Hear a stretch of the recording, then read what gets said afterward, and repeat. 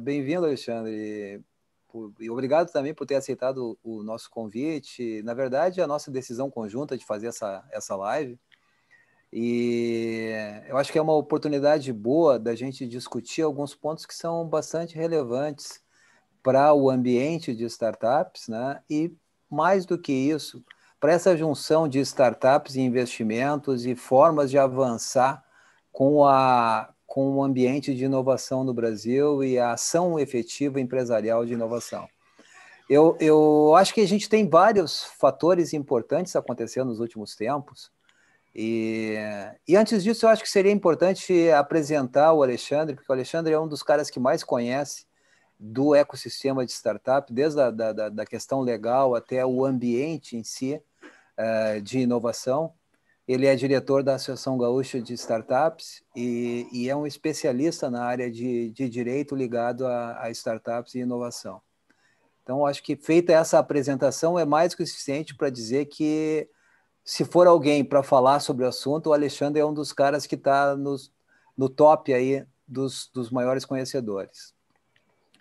E aí, voltando, assim, como introdução ao nosso tema de hoje, nos últimos 2, 3 anos, a gente tem visto muita iniciativa no sentido de tornar a atividade empreendedora, e principalmente a ligada a startups, menos sujeita às dificuldades normais da economia brasileira, as dificuldades regulatórias, fiscais e mesmo de estabilidade jurídica e de segurança jurídica.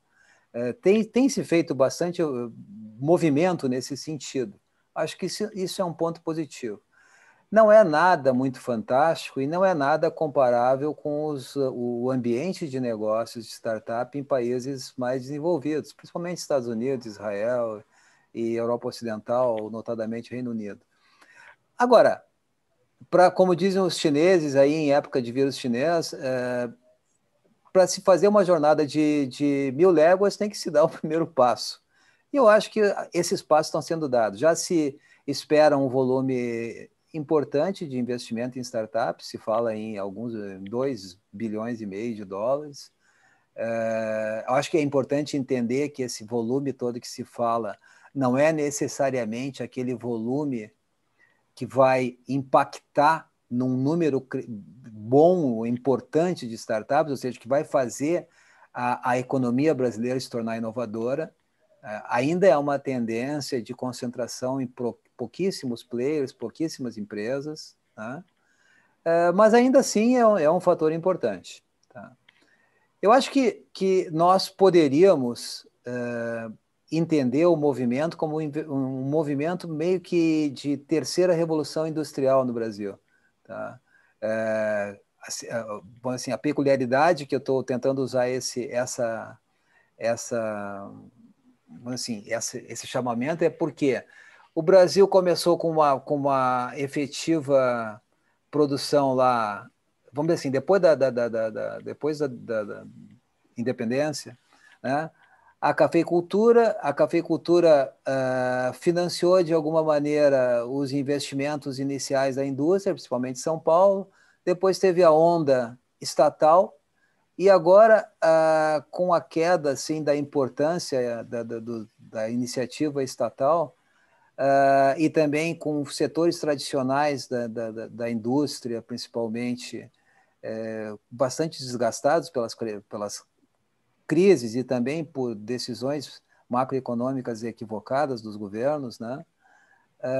Hoje, a inovação pode ser o carro-chefe da economia brasileira, e é isso que a gente espera, e é isso que nós que atuamos no ambiente apostamos. Né? Então, acho que dito isso, vou passar um pouco a palavra para o Alexandre, né? De modo a não monopolizar o assunto, né, Alexandre? Senão fica aquela conversa, o entrevistador fala e o entrevistado fica quietinho. Acho que é mais ou menos isso.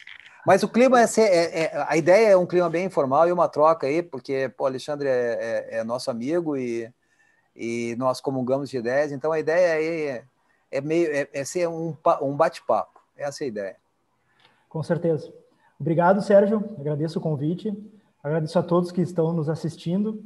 É um imenso prazer poder contribuir com vocês, contribuir com o ecossistema, trazer algumas referências e discussões sobre tanto a parte jurídica quanto a parte de inovação. E eu começo dizendo que realmente a inovação ela veio para ficar, né? Cada vez o Brasil está investindo mais em inovação, cada vez tem mais startups, cada vez o empreendedorismo está mais em voga, e tudo isso está se tornando cada vez mais evidente, ainda mais que a economia tende a se tornar mais estável, né? Como tu bem falaste, o governo nos últimos anos tem tentado propiciar formas de aumentar a estabilidade econômica, apesar de a gente estar passando por uma crise bastante complicada aí, trazida pelo Covid, mas nós tivemos, por exemplo, a Lei da Liberdade Econômica. Ontem, o presidente protocolou um projeto de lei para criar o marco legal das startups. Então, tudo isso converge para que nós tenhamos cada vez mais foco em inovação. O país depende disso, né? As empresas dependem disso, porque nós somos importadores de tecnologia e quem sabe nós consigamos, nos próximos anos, inverter isso, né? Ao invés de sermos importadores, sermos exportadores de tecnologia. E o ecossistema tem cada vez se fortalecido mais. Só nós vermos, por exemplo, aqui no Rio Grande do Sul, nós temos mais ou menos 1.000 startups. Lógico que muitas delas não vão sobreviver nos primeiros anos, muitas não vão dar certo, mas assim como muitas não dão certo, outras tantas darão certo e outras tantas irão surgir. No Brasil como um todo, não só no Rio Grande do Sul, mas existem vários polos de inovação. Então, eu acredito que existe essa tendência cada vez fortalecendo mais, e eu fico muito feliz em poder contribuir e transitar por esse ecossistema e verificar cada vez a gente tem empreendedores mais qualificados, tem cada vez mais dinheiro no mercado. Por exemplo, no ano passado nós tivemos aí quase 3 bilhões em investimento, só em Venture Capital. Esse ano, decorrência da crise, provavelmente o valor vai ser semelhante, né? Nós não vamos ter um crescimento, mas a tendência para os próximos anos é que o investimento cresça cada vez mais. Ainda mais se nós considerarmos que os juros estão cada vez menores, né? Isso também propicia que as pessoas invistam e aceitem mais o investimento em risco. Então, tudo converge para que o ecossistema cada vez cresça mais em todo o país. Sem dúvida. Sabe, uma das coisas que tu contaste, que tu abordaste sobre a questão da importação de tecnologia e se tornar um polo produtor de inovação. Tu sabe que a minha carreira profissional foi sempre ligada a comércio exterior e sempre ligada a projetos de desenvolvimento de produto e viabilização financeira, né, de importação e exportação. E eu conheci profissionalmente, visitei mais de 40 países, tá? E nesses aí, a maioria deles eu visitei fábricas e tudo. Uma das coisas que mais me chamou a atenção ao longo dessa trajetória foi descobrir que os bons nossos são iguais aos bons deles, tá? O que eles têm muito mais do que nós são médios. E esses médios estão usados ou na indústria, ou nos laboratórios, ou no desenvolvimento, entendeu? Então, eles têm uma massa crítica muito melhor do que a nossa. E o outro ponto que eu acho que é fundamental é que os incentivos dados são no sentido dos caras, das pessoas, justamente aplicarem o seu melhor, a tal da meritocracia, tanto empresarial, tá, quanto aquela na profissão, efetivamente, né? E aqui nós nem sempre temos esses drives, né? Esses direcionamentos. Mas, dito isso, eu acho que a gente tem aqui realmente a capacidade de mudar esse jogo. Agora, eu acho que nós temos que considerar alguns fatores importantes, e aí já preparando para tu poderes abordar sobre o tema, a inovação, tá? Ela se faz em cima de um tripé. Empresa, inteligência, esse aporte de inteligência tem que vir de estruturas especializadas, ou no caso do Vale do Silício, lá veio com as universidades da volta lá, né, que são poderosas, e foram as que atraíram lá na década de 60 aquelas primeiras empresas de tecnologia para a região. E, fundamentalmente, investimento. Então, empresa, investimento e inteligência é o que faz inovação. E para amarrar esses 3 pontos, a segurança jurídica é o fator fundamental. Sem segurança jurídica não tem. E nós, no Brasil, nós não temos segurança jurídica. É um dos problemas que o Brasil vai ter que se debruçar e resolver nos próximos tempos. Mas os veículos e os contratos para a área de startups já tem uma forma boa e já se tem opções.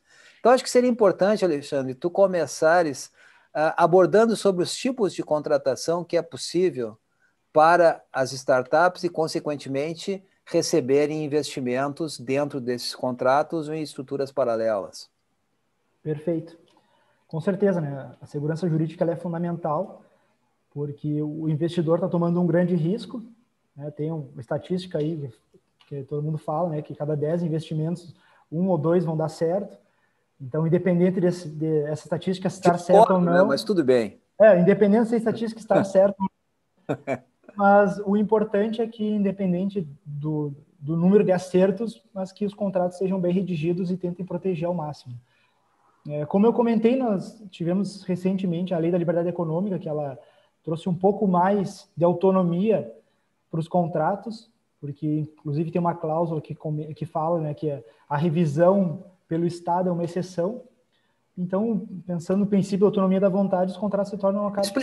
Explica a questão da revisão pelo Estado aí, cara, porque quem não é da área pode ter uma dúvida. É o judiciário ou é regulação? Sim. Falando das duas formas, judiciário e regulação. A intervenção do Estado tem que ser uma exceção, porque nós estamos falando em contratos privados, em contratos que, teoricamente, são equilibrados e paritários. Logicamente que, nesse caso, eu não estou falando de um contrato de consumo, por exemplo. Né? Um contrato de consumo, nós partimos do pressuposto em que há uma parte hipossuficiente, que é o consumidor. Mas no momento que nós estamos falando de um contrato de investimento, nós estamos falando de um equilíbrio entre as partes, na redação do contrato, na discussão das cláusulas, no equilíbrio de forças. Então, esse tipo de contrato, né, contrato paritário, a revisão tem que ser uma exceção, porque justamente isso traz segurança, né? Imagina se todas as vezes que nós tivéssemos um contrato, né, o judiciário pudesse intervir em todas as cláusulas e afastar todas as cláusulas do contrato ou revisar. Obviamente que todo mundo tem direito a discutir cláusulas no contrato no judiciário. Não é isso. Mas, partindo daquela premissa de que houve uma autonomia das partes para firmar aquele contrato, o contrato tem que ser seguido. Então, a revisão ela tem que ser uma exceção. Não é qualquer situação que seja uma revisão. Mas voltando, então, justamente é isso que eu estava falando, né? A liberdade econômica ela trouxe um pouco mais de segurança, mas, na verdade, o ecossistema como um todo, ele tem lidado bem com os diferentes tipos de contratos. Nós temos, basicamente, 3 tipos de contratos que são mais conhecidos. Eu vou começar comentando pelo menos utilizado, que é o contrato de participação, que veio através da Lei Complementar 155, que ele trouxe a figura do investidor anjo. Esse contrato de participação, ele acabou não sendo muito utilizado pelo ecossistema, porque ele tem algumas premissas, como, por exemplo, o investidor, lógico, não vai ser considerado sócio, e principalmente ele não vai ter direito à gerência e a voto na empresa. O que acontece hoje, Sérgio, é que a maioria dos investidores acabam colocando cláusulas de veto em algumas situações. Por exemplo, a startup, então, busca investimento através de uma primeira rodada com uma aceleradora. É muito comum que os contratos com a aceleradora estipule alguns vetos, como, por exemplo, os fundadores não podem ter um salário acima de 10 mil por mês, eles não podem alterar o objeto social, eles não podem contratar funcionários com salário X. Então, essas cláusulas de veto, elas são uma ingerência do investidor no funcionamento da empresa. O contrato de participação, ele não permite isso. Inicialmente, tinha uma discussão bastante grande no ecossistema se o contrato de participação permitia a aquisição de participação societária, que nem, por exemplo, no mútuo conversível. E a lei não fala nada sobre isso, ou seja, se a lei não fala, não há uma proibição. Então, tanto o contrato de participação, que é o que eu estou referindo agora, quanto o contrato de mútuo conversível ou nota conversível, que eu vou referir depois, permitem a participação societária no futuro. Mas a principal diferença, então, entre o contrato de participação e o contrato de mútuo é mais com relação a como que acelerador, o investidor anjo participam do dia a dia da startup. Também, no contrato de participação, tinha uma discussão sobre a distribuição dos lucros, que o investidor só poderia receber até 50%, e esse rendimento ele seria tributado.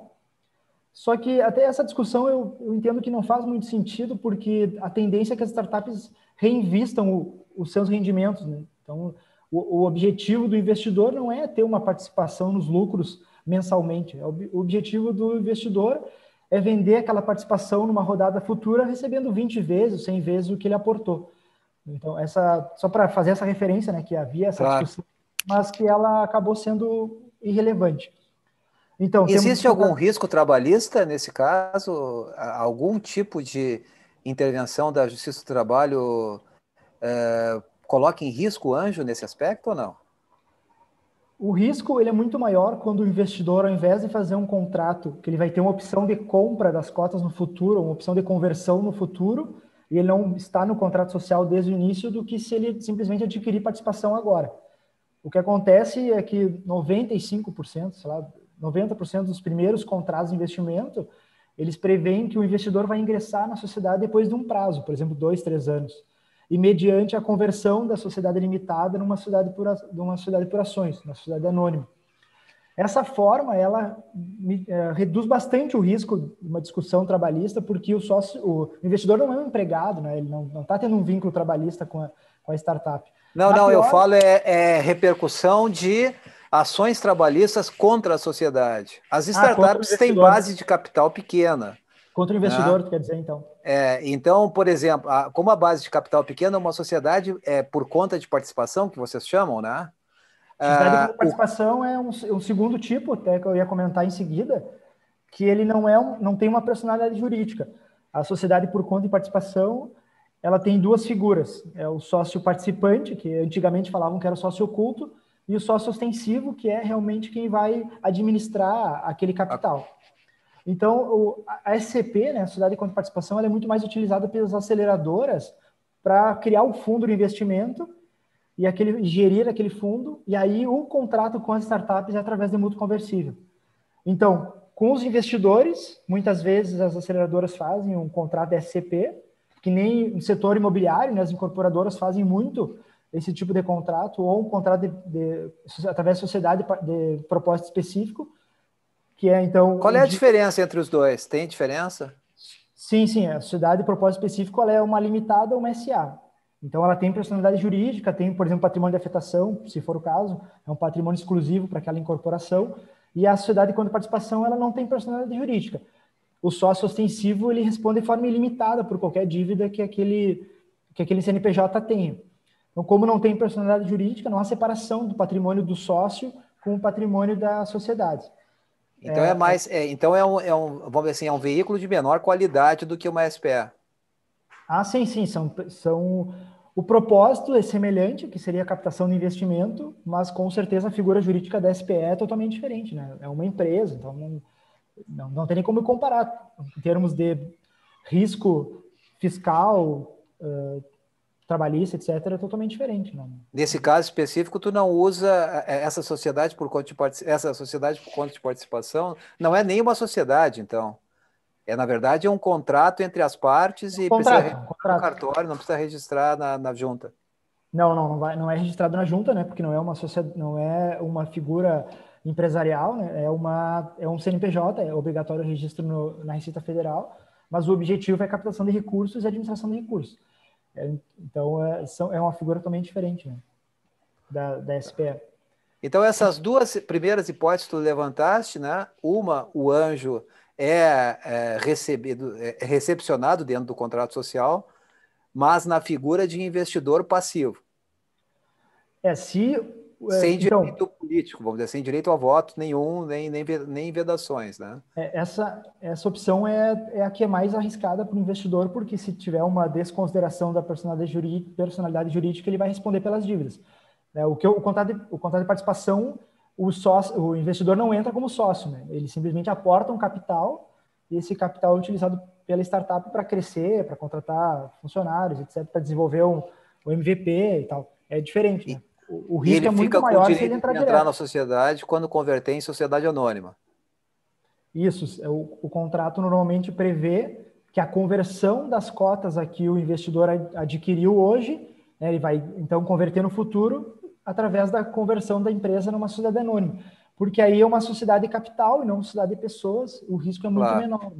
Não, se houver uma desconsideração da personalidade jurídica, por exemplo, que nem tem nas limitadas, isso não iria acontecer numa sociedade anônima. Só os administradores da SI que poderiam, administradores, diretores, que poderiam responder pelas dívidas. Então, um sócio comum, né, que tem ações da sociedade anônima, não iria responder por dívidas. Tá, e o valor de conversão já fica acordado? Ou é um percentual da companhia, ou da futura companhia de sociedade anônima? Existem Ou o valor diversas da ação, formas. como os americanos gostam de fazer? Ou o desconto sobre o preço da ação? Como é que funciona? Existem diversas formas de fazer isso, né? Quando nós falamos nisso, está falando em valuation. Existem, por exemplo, aceleradoras que não determinam o valuation naquela primeira rodada, deixam para que o valuation seja determinado a partir da segunda rodada, mas existe, por exemplo, uma escala de valuation. O valuation pode ser de 2 milhões a 8 milhões, tem o valuation pré-money, que é antes da rodada, e o valuation pós-money, que é após a rodada. Então, de acordo com as entregas da startup, é que vai ser definido o valuation. Ou, de outra forma, né, a forma mais comum, no momento em que é feito o investimento, já é definido quanto que é o valuation e qual é o percentual que o investidor vai receber. Essa é a forma mais comum, mais simples, mas existe a outra forma, então, que deixa para a próxima rodada definir de acordo com as entregas da startup. Claro. Então, Tá Sérgio, certo. retomando, né, nós falamos sobre 2 tipos de contratos até agora, né? Contrato de participação, que é o que surgiu então na Lei Complementar 155, surgiu então a figura do investidor anjo, que é lá de 2016, mas esse contrato ele não tem sido muito utilizado, e nós falamos também sobre a sociedade contra participação. Mas o contrato de longe, que é o mais utilizado, é o mútuo conversível, que no Equity Crowdfunding, né, na plataforma de captação, é chamado de nota conversível. Então, esses 2 contratos, eles são basicamente a mesma coisa, a diferença é o nome, algumas nuances que cada um tem, mas de forma bastante resumida, é uma dívida, então por isso o mútuo, que pode ser convertido em participação societária. Da mesma forma, como eu tinha referido antes, normalmente essa conversão ela é mediante a transformação da sociedade numa sociedade anônima. Normalmente as startups ou elas começam como limitado. Claro, existem startups que começam como microempreendedor individual, ou até no CPF de um dos fundadores, né? Mas, em geral, acabam indo para a limitada por ser um tipo societário mais simples e que já tem a separação do patrimônio, né? Hoje nós temos também a sociedade unipessoal, né? A sociedade limitada unipessoal. Então, para aquelas startups que só tem um fundador, ela é bastante útil, né? Porque não tinha essa figura. Mas, falando então sobre o mútuo conversível, infelizmente não existe uma legislação específica que explique como que ele funciona, né? Mas o ecossistema já tem, de certa forma, uma padronização com relação a esse contrato, e é um contrato que tem sido muito bem aceito. As discussões judiciais, elas têm sido muito pequenas com relação ao contrato. Normalmente, quando há discussão judicial em decorrência do contrato, não é especificamente por cláusulas, e sim pela atuação de uma das partes, como, por exemplo, o fundador da startup utilizou o dinheiro de forma errada. Então, acelerador, investidor anjo colocou um valor, e esse valor tinha uma finalidade específica, mas infelizmente o fundador acabou direcionando esse dinheiro para outras coisas, sei lá, foi viajar, foi, né, do seu próprio salário, alguma coisa. Gastou na noite? Não importa, gastou. E aí isso acaba gerando um litígio, né? Ou se não, por outro lado, também os litígios acabam envolvendo desalinhamento de interesses. Por exemplo, o investidor promete que vai conectar com determinadas pessoas, que vai, por exemplo, oferecer smart money, que vai aportar X, mas acaba aportando Y. Então, essas 2 situações são as situações que mais acabam levando para o judiciário, mas como eu referi, né, o problema não é o contrato em si, mas sim a atuação das partes que acaba levando a um litígio. Então, esse desalinhamento é que acaba gerando discórdia, né, que acaba indo para o judiciário. Um ponto que eu acho que é importante é que, como a nota conversível, o mútuo conversível é de longe o modelo mais usado, acho que a gente pode se debruçar mais por ele. E eu acho que uma primeira abordagem é importante tanto para o empreendedor quanto para o investidor e ter noção clara disso. E aí eu começaria com a pergunta sobre a questão da confusão patrimonial. Até que ponto o empresário, o empreendedor, ele está protegido, e o investidor também, com a questão da separação patrimonial? Porque muitas das empresas morrem, né, justamente pela falta de entendimento, inclusive do judiciário, da pessoa jurídica versus a pessoa física. E aí o cara acaba botando as suas reservas naquele empreendimento e dá errado, e aí o patrimônio todo é contaminado, e aquela experiência, como por exemplo, os americanos, tem muita aceleradora, tem muito fundo, tem muita plataforma nos Estados Unidos que financia de bom grado o empreendedor que quebrou uma vez, porque o cara sabe como é que tem que fazer para não quebrar de novo. Aqui no Brasil, o cara que quebrar uma vez, ele vai ser destruído pelo judiciário.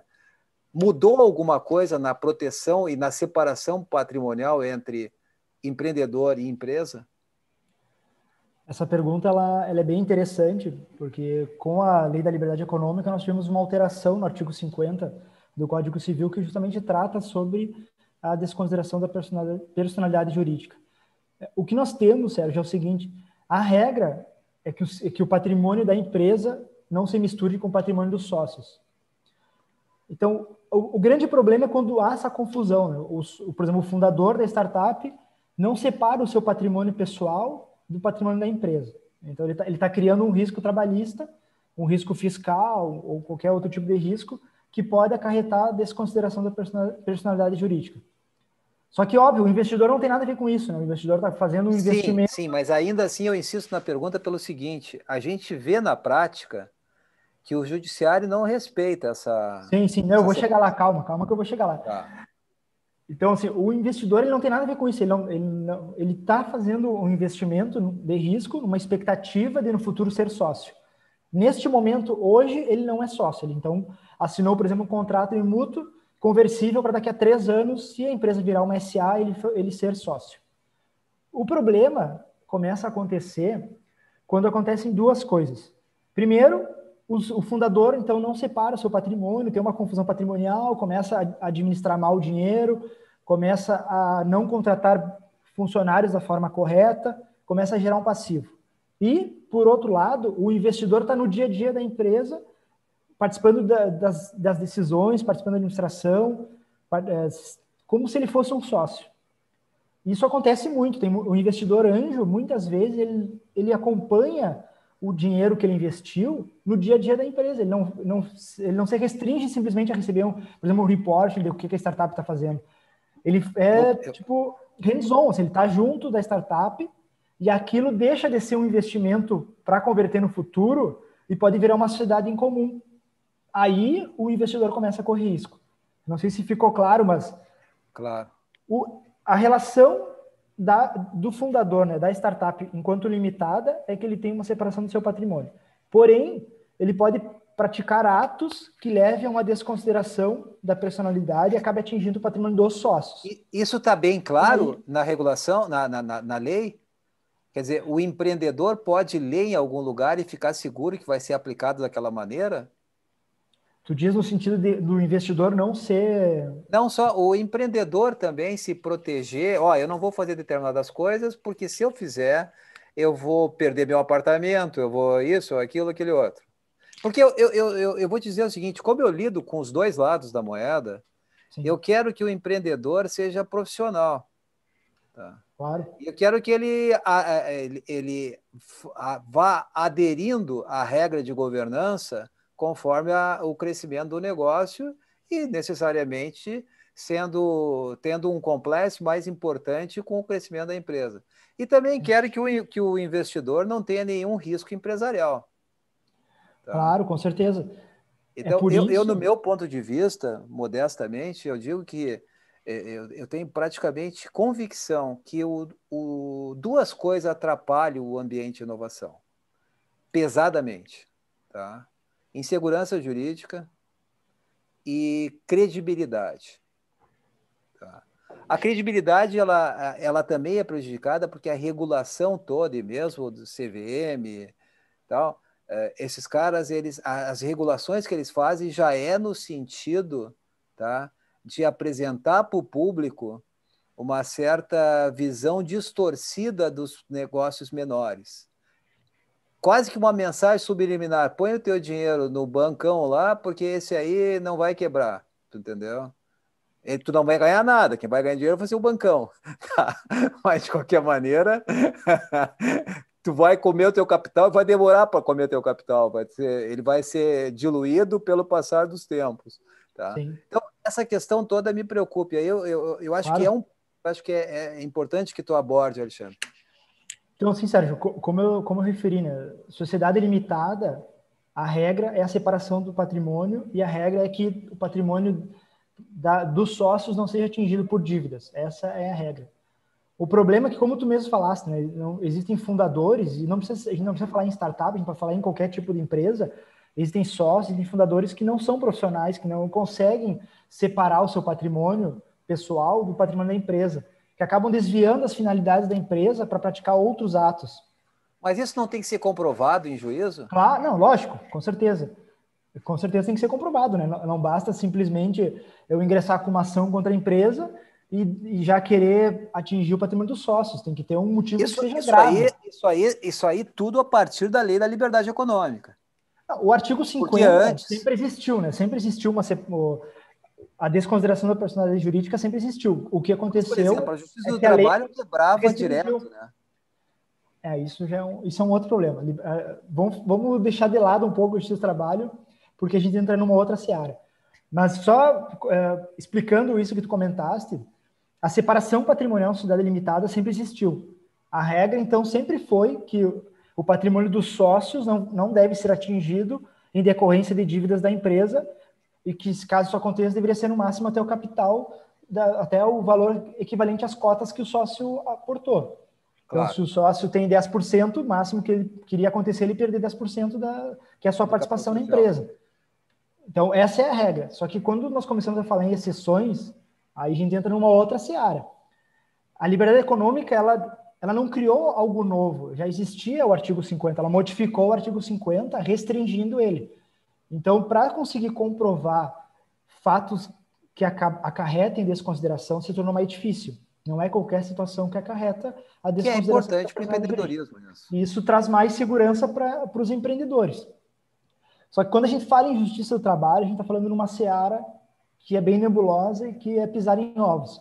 Porque, infelizmente, a justiça do trabalho, infelizmente ou felizmente, né, não quero me posicionar para não quero me posicionar 100% sobre isso, mas há uma tendência em proteger o trabalhador hipossuficiente, então de certa forma, um praxe da Justiça do Trabalho atingir o patrimônio do sócio. Infelizmente, ela não segue à risca o artigo 50 e não necessariamente há a necessidade de comprovar um desvio da finalidade ou uma confusão patrimonial para que o patrimônio do sócio sejam atingidos.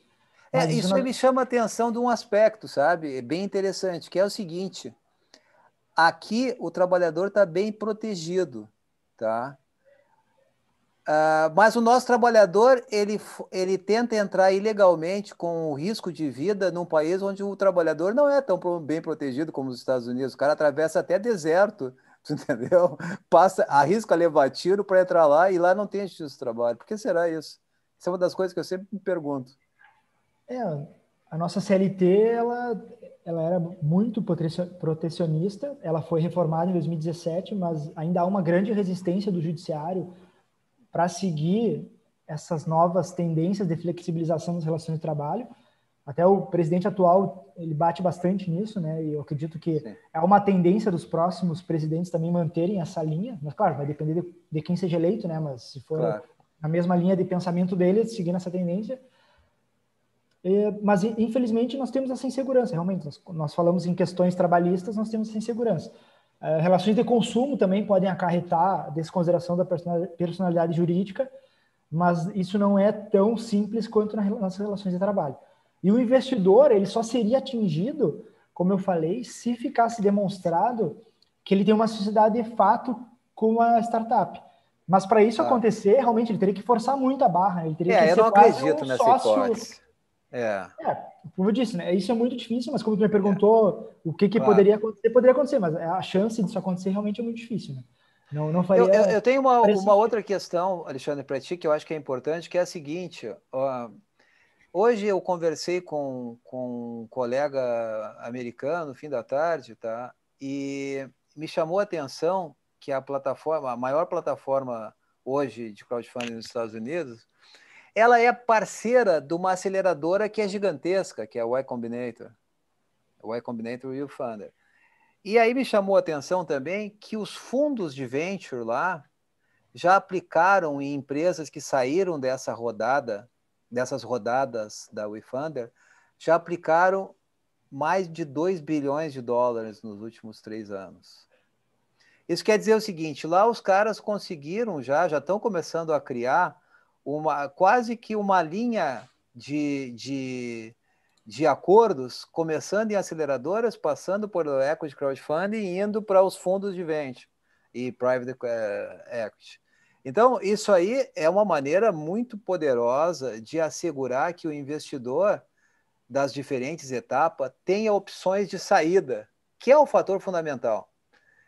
E aí a pergunta é a seguinte, esses contratos de mútuo, tá, eles não apresentam, vamos dizer assim, o risco de engessar demais a possibilidade de saída dos investidores iniciais, como, por exemplo, as aceleradoras, e isso não é, de uma certa maneira, contra os interesses dos próprios investidores. Esses contratos eles não têm que também observar a condição de saída do investimento, que, vamos dizer assim, em última análise, o investidor ele não quer casar com a startup, ele quer vender os seus direitos na startup por um bom preço. Essa é a questão. E aí a condição de ter uma flexibilidade na venda dos papéis é fundamental. Como é que tu vê isso, Alexandre? Até acredito que os contratos, em geral, eles são bastante flexíveis com relação a exit, mas talvez não sejam com relação à conduta das startups. Até tirando, por exemplo, a cláusula de antidiluição, que é uma cláusula bastante utilizada, que caso na próxima rodada o valuation diminua, o investidor inicial vai manter o mesmo percentual e não vai ser diluído, mas no exit, na verdade, é excelente para o investidor que ele consiga um exit, né? Não faria sentido ele dificultar. O que nós temos, por exemplo, são duas cláusulas que são bastante utilizadas, que é o drag along e o tag along, que envolve o compromisso de levar junto a proposta para os minoritários ou os majoritários obrigarem os minoritários a aceitarem. Então, por exemplo, drag along, o sócio majoritário pode obrigar que os minoritários aceitem a mesma proposta. Então, normalmente, o sócio majoritário é o fundador, né? Se o fundador receber uma proposta de venda da startup, o investidor, que é o minoritário, ele é obrigado a aceitar as mesmas condições. Por outro lado, os investidores têm a outra cláusula, que é a tag along, que é o contrário, né? Que é o direito de receber as mesmas condições de proposta. Então, por exemplo, o fundador recebeu uma proposta de, sei lá, X milhões pelo percentual dele, essa mesma proporção, o investidor minoritário pode pedir igual.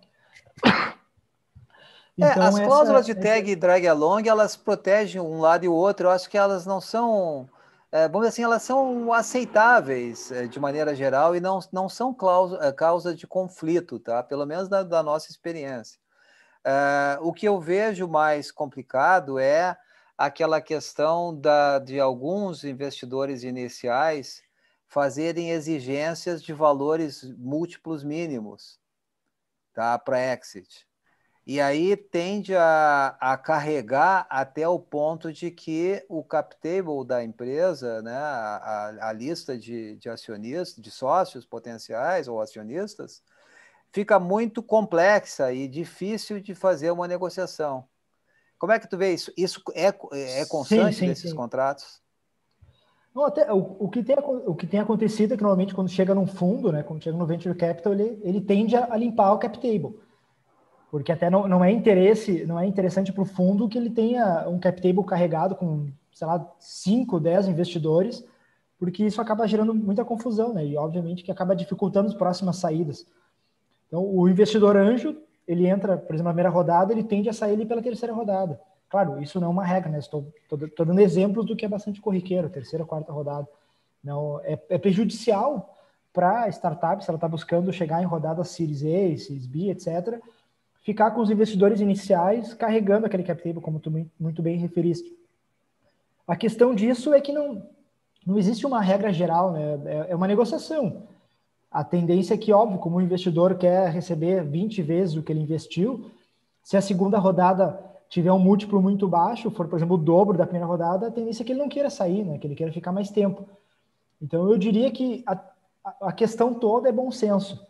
É o investidor inicial entender qual é o momento que a startup está e o quanto ele segurar aquela saída dele vai prejudicar ou favorecer a startup. Daqui a pouco, se o investidor sair e receber a parte dele, ele vai acabar afogando a startup porque ela não vai ter dinheiro também, né? Por exemplo, a segunda rodada tem um investimento que é o dobro e aí a startup tem que devolver o capital que foi investido pelo primeiro investidor. Talvez ela não tenha fôlego para seguir, né? Porque ela precisa Não, daquele não tem, dinheiro. com certeza não. Então, tudo isso depende do momento, depende da negociação, depende do qual é a finalidade do dinheiro. Por isso que não é no sentido de discordar, mas entendo que não é uma regra que os investidores iniciais dificultem a saída. Tudo depende do momento em que a negociação foi feita. Tá. Como é que tu vê, qual é o grau de, vamos considerar que o anjo seja o primeiro investidor e depois vem a aceleração e depois as plataformas de equity crowdfunding e só depois fundos, tá? Nessa sequência, a qualidade dos contratos lá do anjo para frente, tu vê diferença entre elas e tu vê cuidados a serem tomados pelos investidores em fases posteriores? Tu vê necessidade de limpeza de cap table já numa primeira, segunda rodada de equity crowdfunding, por exemplo? Os contratos, eles são muito semelhantes até chegar em fundos. Tem fundos, por exemplo, que são early stage, que também investem através de mútuo conversível, mas fundos maiores adquirem participação societária, normalmente. Então, teoricamente, nesse momento já vai ter a limpeza do cap table. Fundos maiores, por exemplo, Series A, etc., dificilmente vai fazer mútuo conversível. Eles já ingressam naquele momento no capital Quase social, no impossível. contrato social. Claro. Não faria muito sentido, é porque os valores são bem maiores, né? A startup já está tracionando, já está numa fase de escala, ela provavelmente já vai ser uma SA nesse momento, né? Então não faria muito sentido fazer mútuo conversível. Mas eu diria que, como a semelhança entre os contratos, há uma grande semelhança entre os contratos, então investimento anjo, aceleradora e equity crowdfunding, as diferenças são muito pequenas. As principais diferenças é que, por exemplo, na aceleradora e no equity crowdfunding tem algumas cláusulas que são, por exemplo, veto. No equity crowdfunding tem o coordenador, né, o investidor líder para facilitar a comunicação com a startup. Então, o investimento anjo ele acaba sendo mais simples, mas também utiliza o mútuo conversível. Então, na prática, o nome do contrato é praticamente o mesmo, ou vai ser mútuo conversível, vai ser nota conversível, e o que muda é mais esse grau de ingerência da aceleradora ou do equity crowdfunding comparado com o investidor anjo. Mas Sim. também tem contratos de investimento do investidor anjo que ele exige várias coisas, veto, antidiluição, lock-up, normalmente todos esses contratos têm, né, que é a permanência mínima do investidor. Isso muda bastante, mas a tendência é que o ecossistema comece a cada vez mais padronizar essas relações, mesmo que as cláusulas sejam redigidas de forma diferente, mas a tendência é que haja uma padronização dos tipos de discussões contratuais para que realmente tenha cada vez mais qualidade, né? Quanto mais divergência há nos contratos, é pior para as partes, né? Há mais insegurança. Daqui a pouco tu tem 3 contratos diferentes no teu cap table, o investidor anjo pensa de um jeito, a aceleradora pensa de outro e a equity crowdfunding pensa de outro.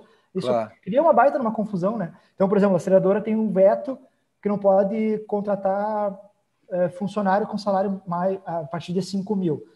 Mas o investidor anjo não tinha esse veto e o equity crowdfunding, o veto é a partir de 10 mil. Então, tudo isso vai criando confusão, né? Quanto mais linear for essas diferenças contratuais, melhor. Né? Claro. E uma pergunta, essa lei da liberdade econômica, em tese, o tipo jurídico sociedade anônima, ele foi facilitado, né?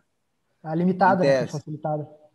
A limitada também, mas eles alegam que a transformação em SA também ficou mais barata, se deu alguma liberdade, se Ah, está se evitando alguns mudaram custos que a algumas SA. coisas, mudaram algumas coisas É, em relação às publicações, né? Isso isso. mudou.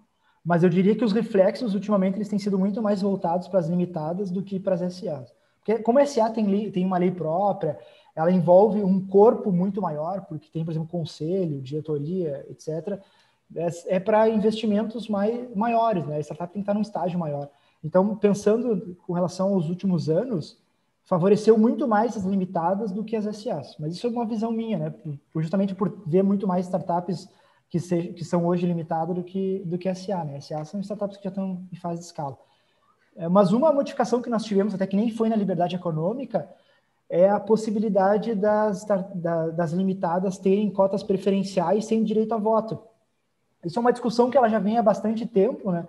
E o DRE, então, teve a modificação, se não me engano, 81, a Instrução Normativa 81, ela se posicionou, então, de forma definitiva que as sociedades limitadas podem, então, emitir cotas preferenciais sem direito a voto. Então, elas são preferenciais porque elas dão alguma preferência, né? Seja uma preferência política ou uma preferência financeira. Por exemplo, se a gente for de acordo com a lei da SA e usar como comparativo, as ações preferenciais, elas podem, por exemplo, oferecer 10% a mais de distribuição dos lucros e também a preferência no recebimento. E Sim. isso também pode ser utilizado para a sociedade limitada, lógico, desde que o contrato social preveja a utilização subsidiária da lei das SA. Isso é muito importante, né? Claro. Agora a pergunta é a seguinte: como é que fica vamos dizer assim, o cotista preferencial? Tá? Ele não tem direito político. Consequentemente, ele está tão protegido quanto o preferencialista de uma sociedade anônima ou não? Do É que risco empresarial, vamos dizer. o risco empresarial ele é menor na sociedade anônima porque ele é uma sociedade capital, né? Os sócios eles não há uma relação da mesma forma que numa sociedade anônima, numa sociedade limitada que tem affectus societatis, né? Que é uma Claro, relação entre pessoas. Mas o claro. fato de ser cotas preferenciais ou ações preferenciais não muda tanto com relação à desconsideração da personalidade jurídica. A sociedade anônima, sendo cotas ordinárias ou cotas preferenciais, tu vai ter, teoricamente, a mesma proteção. Sim, mas na limitada, essa limitada, o preferencialista, ele fica protegido ou não? É que a proteção ela não tem relação com as cotas, né? Tem relação com ser administrador ou não. Por exemplo, na sociedade limitada, como eu disse, né? A regra é que haja uma separação do patrimônio. Se tu é administrador, tu vai responder antes dos demais. Mas Claro, se houver uma desconsideração, ela vai pegar todo mundo. Na sociedade anônima é diferente. Quem vai claro, responder vai ser ou diretores ou administradores. claro, Então, sem essa é a dúvida. Não. principal diferença. Não necessariamente é o fato de ter cotas preferenciais ou não que vai proteger mais o investidor. É mais com relação efetivamente à preferência no recebimento de distribuição de lucros. Certo. Alexandre, uma coisa que eu gostaria que tu falasse um pouco também sobre a questão do vesting, tá? E o vesting participante, então, das sociedades, de uma certa maneira, ou direito a ações dessas startups. E como é que tu te posiciona assim, em relação ao vesting nesses contratos de mútuo, a segurança dos caras que vão receber vesting, a saída deles junto com os outros investidores normais, porque o vesting não deixa de ser uma forma de investimento vamos dizer assim, do recebedor do, do benefício, vamos dizer assim, né? E para a própria startup é um capital aportado de alguma maneira, né?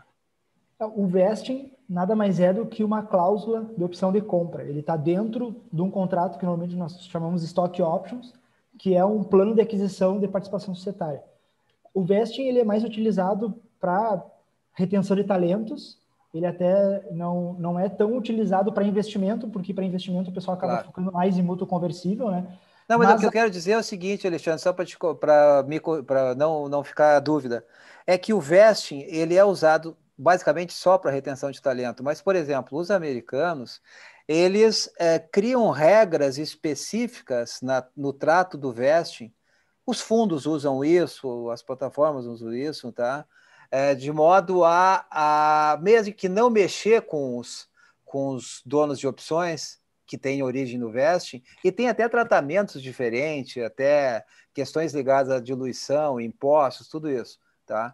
Então, como é que tu vê? Se usa bastante vesting hoje aqui no Brasil? Essas stock options são importantes? Sim, sim, com certeza Isso são complica importantes. para o investidor, o investidor ordinário, vamos dizer assim, aquele cara que compra ou notas ou próprias ações. Como é que tu vê isso? Sim, está, não, entendi. Complica quando o cap table não é bem organizado. Porque quando os fundadores começam a distribuir opções de compra para várias pessoas, né, vários talentos, vários parceiros, e isso não está no cap table, com certeza confunde, e na verdade até poderia ser quase uma má-fé com relação ao investidor, né, porque o investidor está investindo contando que a sociedade tem uma participação, tem uma forma de participação societária, e quando vê sei lá, o desenvolvedor tem 5% e não está no cap table, o marketing tem 2% e não está no cap table. Então, com certeza, isso reflete no investidor. O investidor, quando ele vai analisar a empresa, vai fazer a due diligence, ele tem que saber como é que está o cap table, né? Ele tem que saber quais são as participações que aquela startup ofereceu para outras pessoas, e a startup tem o dever de ser transparente e informar para o investidor, olha, 20% do meu cap table já está comprometido. Claro. Porque senão isso vai refletir em várias coisas, né? O investidor não tem como adivinhar, ele tem que ter essa transparência, né? A relação entre investidor e startup, ela é baseada na transparência, porque o investidor ele está investindo numa expectativa, né? Normalmente, Exatamente. nas fases iniciais, a startup ainda é uma perspectiva de negócio promissor, não sabe se ela vai realmente dar certo, está investindo no futuro, né? Pensando que daqui a 3 anos, 5 anos, ela vai ter crescido 20 vezes, 100 vezes, 1000 vezes. Então, Claro. essa relação ela tem que estar alinhada desde o início, né? Claro, não, sem dúvida. Um outro ponto, assim, a gente já está chegando perto do fim, mas eu acho que é importante a gente tratar em relação ao investimento em si, tá? A startup, com o crescimento das empresas, né, ela chega uma hora que ela começa a ter que ter não só o cuidado com a diluição, tá? Mas ela tem que estar aberta a outras formas de financiamento que requerem uma capacidade interna administrativa melhor, né? Dívidas estruturadas, a colocação de outros papéis, né, de outros valores imobiliários, né? Como é que tu vê, o pessoal que tu lida já está mais ou menos ciente dessas... Porque tu tem falado já, tem insistido na questão das cláusulas anti-diluição, tá? A diluição é uma verdade da vida, cara. Claro, com Entendeu? certeza. Ela vai ocorrer de qualquer maneira, Sim, tá? sim. Mas Então, a esse é o fato da diluição, vida. ela não é para as próximas rodadas não ter diluição, né? Ela é no sentido de proteger o investidor para Claro, que, claro, se claro. a próxima rodada for pior, ele seja protegido. Nesse caso específico, o valuation de uma etapa posterior ser inferior ao valuation da etapa anterior, tá? Em alguns lugares, ela é considerada até um potencial fraude, tá? Fraude a Isso é um investidores, baita problema, né? Nós tá? tivemos o exemplo da WeWork, que Sim, foi exatamente o caso do WeWork, exatamente. superestimada, o valuation completamente discrepantes com relação a entregas que ela tinha, né? Com relação não só ao fluxo de caixa descontado, mas com relação a tudo que ela vinha fazendo. E justamente esse é o problema do valuation, né? O cálculo, existem várias teses para fazer valuation, porque, por exemplo, existe expectativa, existe mercado, existe várias coisas. Então, às vezes a startup não tem números contábeis para que tu consiga fazer uma junção entre É, fluxo de caixa descontado e valuation. Tu não consegue comparar, por exemplo, através de múltiplos ou através de outras startups, e valuation acaba sendo um chute. Lógico, o WeWork longe disso, né? O WeWork já estava, sei lá, 10ª rodada, eu acho, ele já tem histórico, etc., mas foi não, já eram superestimado bilhões de igual. dólares, né? Imagina o que acontece, então, quando é uma Uma startup que empresa está pequena, recém começando, né? A tendência claro. do valuation não ser muito realista, ou ser muito próximo à verdade, é bem grande, né? Mas o bom é que se o valuation não for errado, assim, no início, depois tu consegue melhorar e ajustar ele, né? Porque, de Claro. certa forma, as primeiras rodadas acaba sendo um padrão, né? Por exemplo, 200 mil por 10%. As aceleradoras têm já um certo cálculo padronizado de valuation de acordo com a etapa que a startup está, de acordo com comparativos comparando com outras startups. O problema é lá pela quinta rodada tu fazer um valuation totalmente discrepante, né? Que nem aconteceu com o York. Eu tenho dois comentários. Um é, eu já analisei uma empresa que estava pedindo, discutindo a possibilidade de fazer uma rodada de investimento, e o anjo tinha 70% da empresa, o que inviabiliza qualquer rodada de investimento. Tá? E a outra coisa que me chamou a atenção é que hoje, falando com esse colega lá, eu vi uma empresa uma startup que está desenvolvendo um órgão artificial e a primeira captação já foi $1 milhão. Tá? E para o MVP, quer dizer, depende muito da startup e o que se está falando, né? Porque tecnologia pode ser um negócio extremamente caro e pode ser muito disruptivo. Nós não, aqui no Brasil, nós temos que ter um pouco de humildade, nós não estamos nessa fase de ter esse tipo de tecnologia disruptiva, né? Nós estamos assim, muito na questão do SaaS, de não sei o quê, e eu acho que isso aí está meio que bom, assim, bloqueando um pouco as ideias sobre inovação. Acho que o pessoal tem que se dar conta que ficar fazendo programação é importante, fundamental, mas não vai necessariamente ser disruptivo. Então, outras iniciativas em outras áreas têm que ser buscadas, né? Claro, com certeza, eu concordo plenamente, porque infelizmente há uma tendência de copia e cola de aplicativos. Há uma tendência, por exemplo, de estourar marketplace, estourar SaaS de CRM, gestão, etc. E nós perdemos a oportunidade de realmente, daqui a pouco, desenvolver coisas que não existiam, né? Nós tínhamos, sei lá, Claro. Cara, é muito fácil falar do Airbnb, do Uber, etc., quando eles já têm 10 anos e estão estouraram no mercado, né? Naquela época ninguém pensou nisso. Mas se todo mundo tentar fazer o mesmo tipo de aplicativo, vão se comer no mercado, né? Vão se matar, né? Tá concorrendo não vai por se 1%. viabilizar, né? Não tem como. Tua fatia, tu quer, o teu sucesso é ter 0,1% da fatia do mercado, sendo que tu poderia daqui a pouco estar num oceano azul de algo que ninguém pensou naquele momento, ou se pensaram foram poucas pessoas, mas não 100 aplicativos da mesma área, né? Mas Sérgio, deixa eu só voltar rapidinho que tu falaste ali sobre títulos e outras formas, né? Tem surgido agora o Venture Debt, por exemplo, que é um mútuo conversível, mas também com pagamento de juros ao longo dos anos, né? Essa é uma alternativa.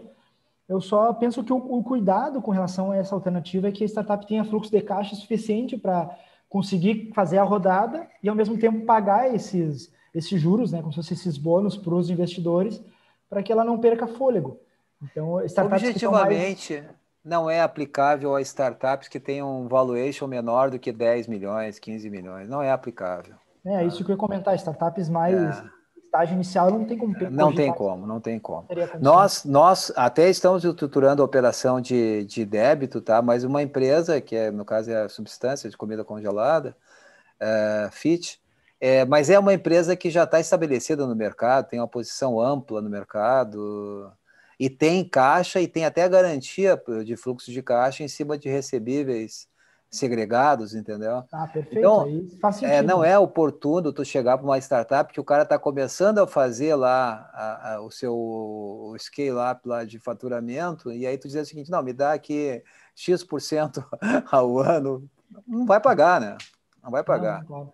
Esse é o ponto. Mas o que eu falo é a questão da preocupação com a diluição, que tem que ser dos founders também, né? Não só dos investidores. Claro. Tá? A diluição ela é uma consequência natural do crescimento. Se a startup quer passar por várias rodadas, é impossível que isso aconteça sem que os fundadores sejam diluídos. A questão é que isso seja feito de forma saudável.